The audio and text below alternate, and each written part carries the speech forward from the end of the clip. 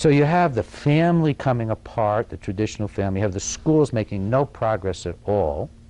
Meanwhile, the children are becoming less and less respectful of authority in general. They get to see more and more videos and television where you know, nobody respects anybody, and where boys punch out girls all the time, men punch out women, and on and on. And you get them accustomed to high-tech entertainment. You get them accustomed to television, you get them accustomed to computers. And then you sit them in a 19th century classroom with 25, 30 children. And you wonder what the matter is. Why are they fidgeting? Why are they looking out the window? And you take away their breaks, and you cut down on their lunch hours, and you cut down on extracurricular, and you've got a dreadful situation. Now, this all comes together also with this incredibly successful campaign that has convinced adults that when they're unhappy, they have a biochemical imbalance. I don't want to get into this in great detail. I've written another book talking back to Prozac. Those of you who are familiar with my work know that you'll find more scientific references in one of my popular books than any 10 medical books combined. Quite literally. Quite literally. And maybe not. Maybe you could find one medical book that would have a half or a quarter. Maybe. Unlikely. At any rate, we're in a situation now in which probably the most successful marketing campaign in American history, maybe next to selling the car to the American public, is that they've been sold pills. These are products. They've been sold pills.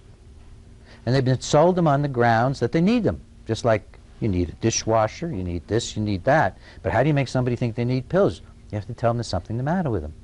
So we have an ad campaign that says you have a biochemical imbalance. What's the substance? There is none. There is none. Not just a little bit, there's none. There's no evidence that human unhappiness is caused by biochemical imbalances. If it were true, then I mean, there's only two ways to look. There's two ways to look at how we got to be the way we are. It's either creationism or evolution.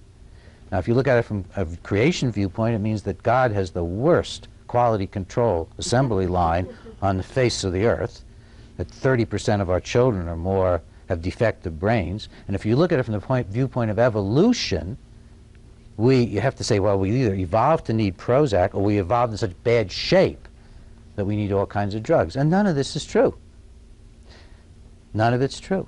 I mean, what is true, of course, is that we live in worlds that are incredibly stressful and incredibly difficult and incredibly more demanding on our spiritual and psychological resources in the face of the values that we live within getting weaker and more confused. And this lends to our searching for an answer. And so the answer appears in full-color ads over and over again in the magazines: Prozac, depression, biochemical imbalance. And every editor in the New York Times begins to think it's real. And then he takes enough Prozac, or she takes enough Prozac, she doesn't care whether it's real. Quite literally. And this is the situation we're now in this country. We use 90% of the world's Ritalin. The International Narcotics Control Board considers that America has an epidemic of Ritalin abuse perpetrated by prescribing physicians. And it's not just the kids who are getting the Ritalin who are part of the disaster. This disaster spreads in a number of ways. For one thing, when there's so much Ritalin being put out, it's getting diverted all the time into illegal sources. Parents are getting addicted to it. More high school seniors, according to the DEA, are experimenting with Ritalin than are taking it from their doctors, because it just spreads when there's so much around. We have occasional deaths, like we have occasional cocaine deaths, because Ritalin will stop the heart if you snort it, and occasionally if you just swallow it. I know of cases of kids who have died from arrhythmias just like from cocaine. But there's other lessons that whether or not you're taking the drug, you get being in a classroom with maybe every other friend of yours is taking the drug. You learn about what happens when you step out of line, or you look bored, or you fidget, or you don't smile at the teacher just right, day in and day out. You learn that you're labeled and drugged. This has a powerful effect, not just on the children who are being subjected to the idea that they have broken brains, which is a lie, but also to the kids who are watching it. And you know, you remember the World War II movies and how everybody's always smoking in them? That was not an accident. That was real because the drug companies knew enough, the tobacco companies knew enough that if they could addict the young soldiers, they had them for life. So what's happening now that we're putting all these children on drugs? Why are the drug companies marketing so feverishly to children now? Because it's not just the children's market, it's a lifetime patient.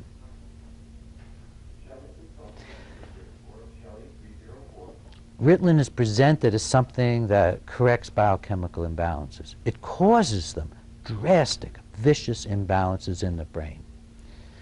As an aside, just to give you a little bit of my own credentials, the NIMH is holding in November a whitewash of Ritalin, which it calls the Consensus Development Conference on ADHD and its Treatments. It's just a whitewash. They've just invited everybody they could think of who would support Ritalin, and then they have a panel who listens, objective panel, and then makes a conclusion, which will be spread throughout the press. More and more kids will be on it. Well, the NIH, National Institutes of Health, oversees NIMH, and they looked at this conference and they said, this is so lopsided, so they have forced NIMH to have me as a medical scientific expert on adverse reactions of stimulants. I know my stuff. And if you listen to me in the next 10 minutes, you will know more than the doctor who's prescribing the drug. I guarantee it. Just the next 10 minutes. You will know more. You read the book, and you'll know more than the director of the National Institute of Mental Health. Because when he was pushed by NIH to invite me to the conference and said, you know, you're going to be the scientific expert on adverse reactions, I said, I also want to discuss the mechanism of action from animal studies. He said, we have animal studies on that? We have hundreds. They don't know. They don't care.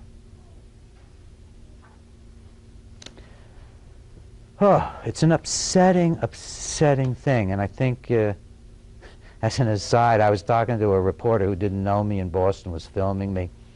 And he said, boy, did somebody do something to you as a kid? You seem so upset about what's happening to kids. I said, I was a kid once, were you? Went, oh my God. Ritalin and the amphetamines. We know basically first how the drugs affect behavior, why they work, and we basically know some of the worst of their adverse effects that we've at least been able to find. Could be many more we can't find. All of the stimulant drugs stimulate, in fact, 3 neurotransmitter systems in the brain that we know of. Now, there are hundreds of neurotransmitter systems. Many we haven't identified. The brain is totally beyond our comprehension at the present time. But we do know that it stimulates 3 of them: serotonin, dopamine, norepinephrine. This is a very abnormal state. What the drug is doing is forcing the nerves to put out more of this than they ordinarily would, just like somebody jammed something into the carburetor of your car, only did it internally, right in the middle somehow, right in the brain itself. And then in addition to forcing the nerves to put out more of this substance than they ever would want to, it then blocks the removal of the substance. It's a double whammy. So you're flooding the engine, and then you're not letting the engine dry out. Now, how does the brain react to that? Let me go back to a little elementary biology. Imagine that I'm a nerve cell, and I have a dendron that reaches out to the next nerve cell. Now, in fact, there are a couple 100 billion of these nerve cells, and each one may make 10,000 connections. We're talking about something with trillions of connections beyond human conception, beyond computer conception. But let's isolate it a little bit. So I'm the nerve cell, and I'm reaching out to the next nerve cell. Anne-Marie, reach your hand back to me. All right, now, this wonderful woman is the other nerve cell that I'm trying to stimulate. And her hand is her dendrite that reaches back to me. And her fingers, we can imagine, are the receptors for the packets that I'm sending out of maybe dopamine or serotonin or norepinephrine. Now, when her fingers begin to feel how much is coming in her direction, they don't like it. The nerves don't like it. They know it's toxic. So the nerves begin to cut back on their own fingers. They destroy their own fingers, their own receptors. And in the case of amphetamine, which is given to kids, and methamphetamine, we know they kill the brain cells. We know it. I knew it when I wrote the book, but when I started getting into the more recent, last year's research, more and more studies, it's now accepted by the laboratory scientists that methamphetamine and amphetamine kill brain cells. What about methylphenidate? Well, they're not doing studies on it because the drug company's so powerful. But it's not just a cousin, it's practically the same thing. It's practically the same thing. And we know enough from a few studies that the effects are the same, because it's in fact a universal pharmacological truth that the vast majority of drugs that stimulate a portion of the brain will cause that portion to die back in self-defense.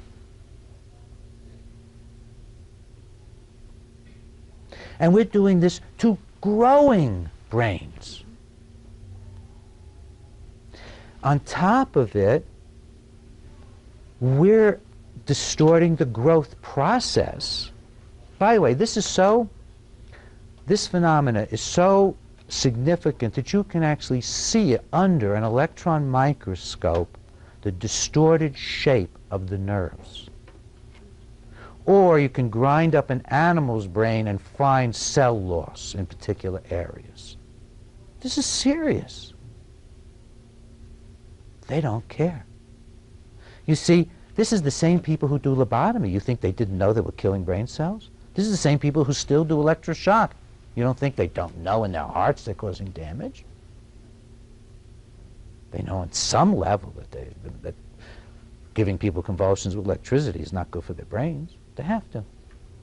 They see what happens. Now, when you overstimulate the brain, the hypothalamus of the brain, you then send abnormal signals to the pituitary gland. The pituitary gland puts out prolactin, growth hormone, the steroid control stuff. And we know that kids don't grow well on Ritalin. Now, you know how my colleagues think of that? They think, oh, a little shorter and a little skinnier. Probably going to recover. When? Nowadays, we don't even take kids off the drugs. They don't think there's a brain in that body. That's not growing at the same rate either. And God knows what's happening to it when there's a disruption of this growth hormone cycle. Now, we've measured this. We've measured this again and again. It is known. It is so one-to-one that if your child's got a normal growth hormone cycle during sleep, he skipped his Ritalin. I could go on and on like this. We have studies that show when you give a few doses of Ritalin, blood flow to the brain is cut off 20–25%. Routinely. We know this. Does your pediatrician know it? Not a chance. If he read it, he wouldn't know it. It wouldn't register.